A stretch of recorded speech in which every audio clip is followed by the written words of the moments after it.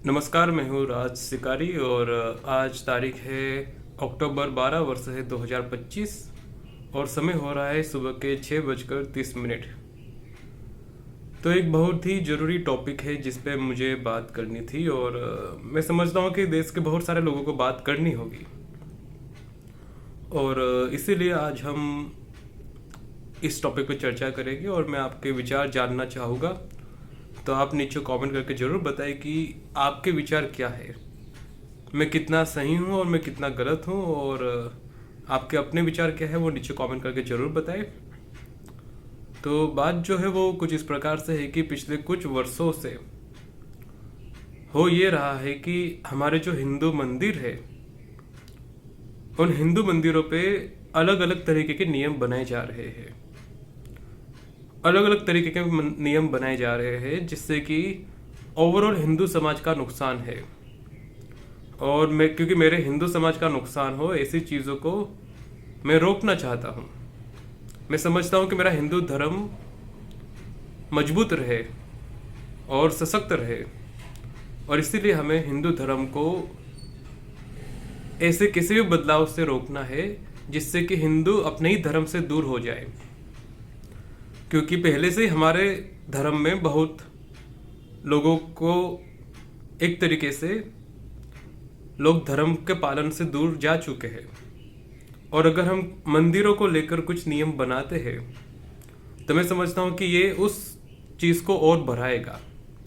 जो लोग पहले से ही मंदिर कम जा रहे हैं उसके साथ बाकी के भी लोग मंदिर जाना कम या फिर बिल्कुल बंद कर देंगे। तो इसीलिए मैं आज इस चीज़ पे बात करना चाहता हूँ। तो आपने और हम सभी ने कई बार ये समाचारों में और मीडिया में रिपोर्ट में देखा है कि मंदिरों के कुछ नियमों को लेकर विवाद हो जाते हैं।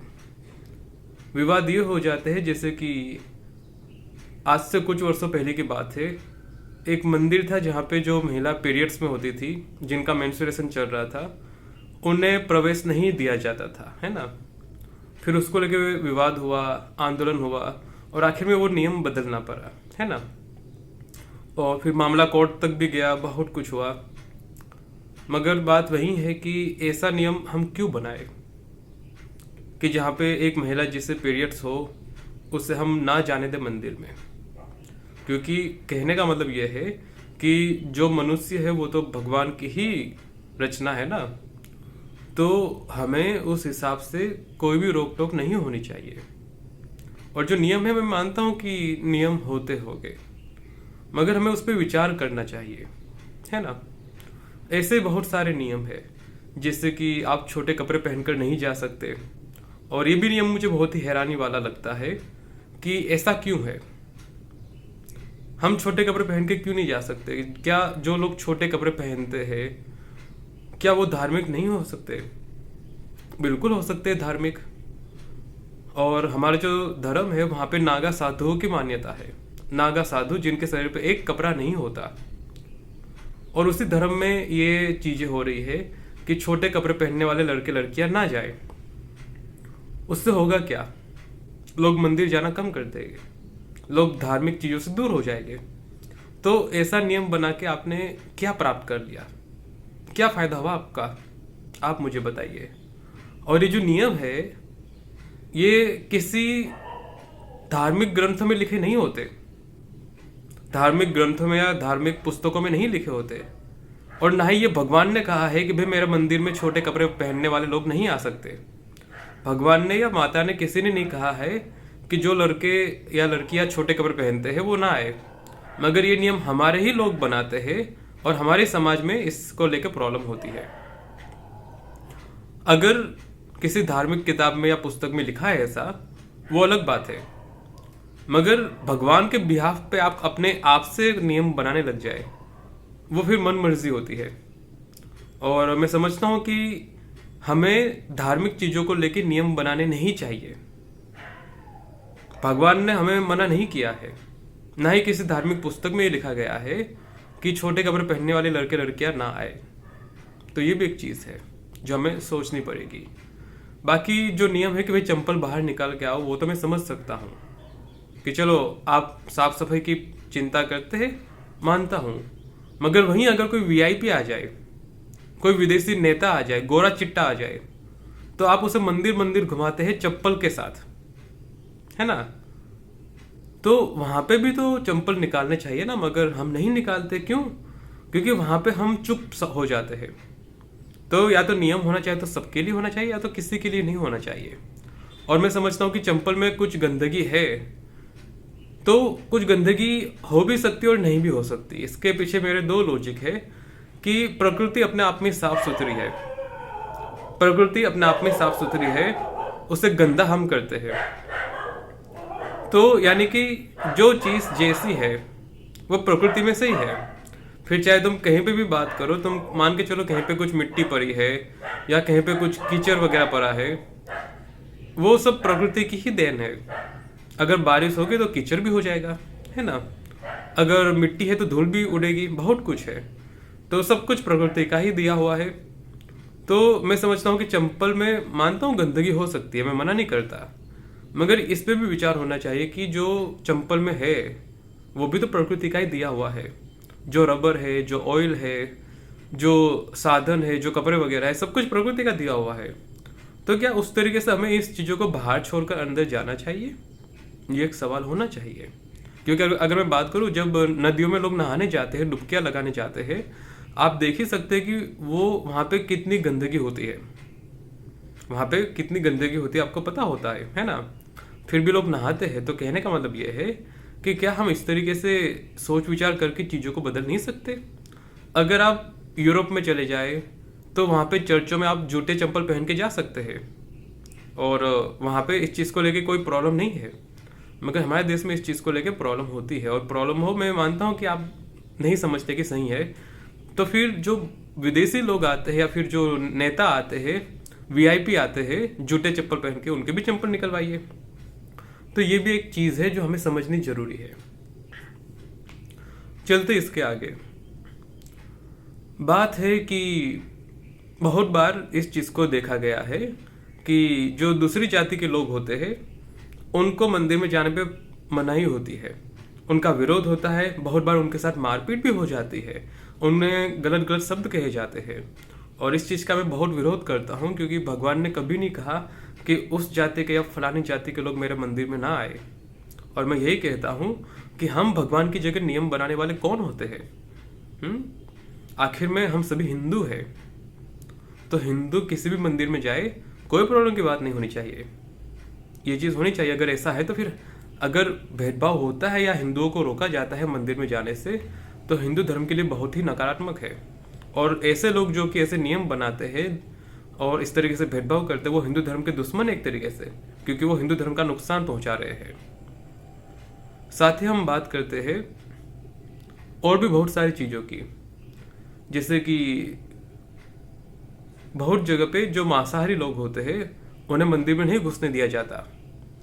और यहाँ पे भी वही बात आती है कि मांसाहारी लोग भी एक तरीके से धार्मिक हो सकते हैं, भले आप उसे मंदिर में ना घुसने दें, मगर हमारे धर्म में ऐसा भी नहीं कि हर कोई शाकाहारी है।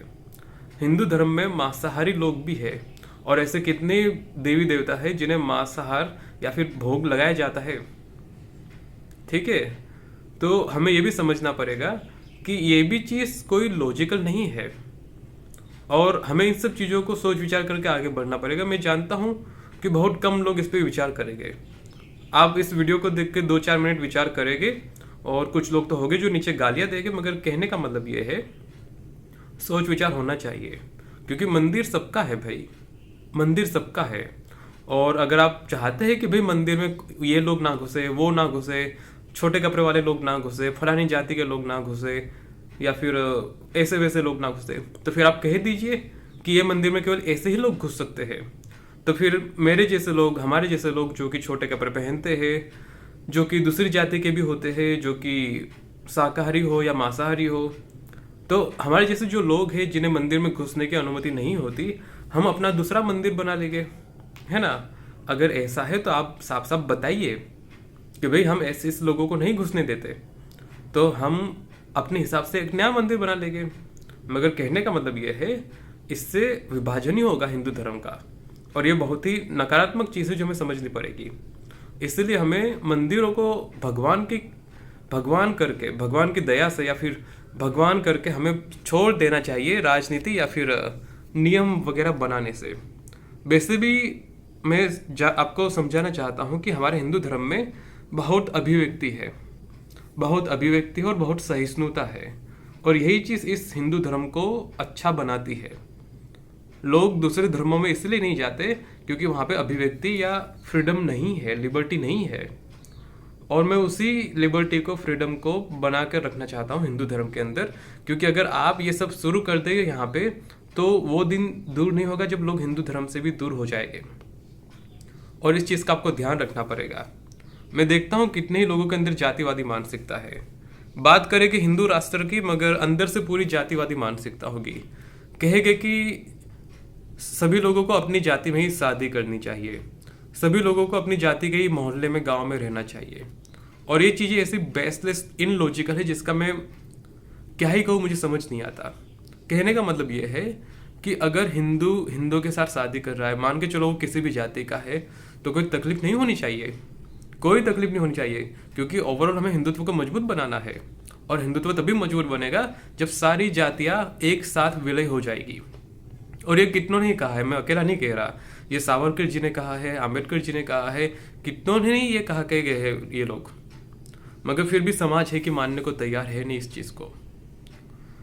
तो बात घूम फिर कर वहीं आती है कि हम सभी कोई जाति या कुछ कहीं लेकर जाने नहीं वाले, और जिन्हें लगता है कि वो जाति लेकर कहीं जाने वाले हैं, भाई आप जातिवादी बने रहिए, मगर दूसरों को क्यों ये फोर्स करते हैं कि भाई आप भी हमारी तरह हमारे कहने के हिसाब से रहिए। आप नहीं कह सकते ना, सबके अपनी अपनी अभिव्यक्ति है, और जब आप अपने ही धर्म में दूसरी अंतर जातीय विवाह का विरोध करते हैं, जब वहीं अगर अंतर धार्मिक विवाह हो जाता है, आप समझ रहे मैं क्या बात कर रहा हूँ, समझ रहे ना आप, तो वहां पे आप हाय तौबा मचाते हैं।